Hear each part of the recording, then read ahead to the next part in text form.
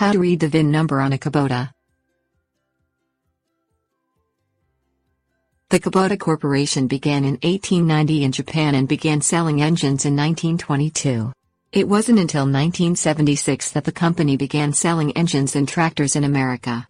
There is actually no vehicle identification number VIN by that name on a Kubota, but there is a serial number and a model number.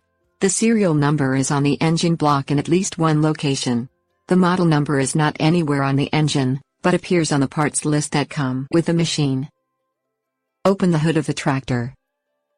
Examine the engine block. Locate the head cover label.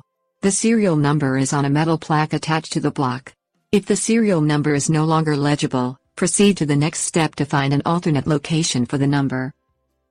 Look on the rear of the engine block below the exhaust manifold on the 05 series and WG/DF 1005 engine models, the rear of the engine block below the intake manifold for the V3300 and V3800 model engines, on the engine block beside the injection pump for the 03 series, Super Mini and WG/DF 752 or 972 engine models, and next to the oil filter at the bottom of the engine block for the L/EA and ZB600 engine models.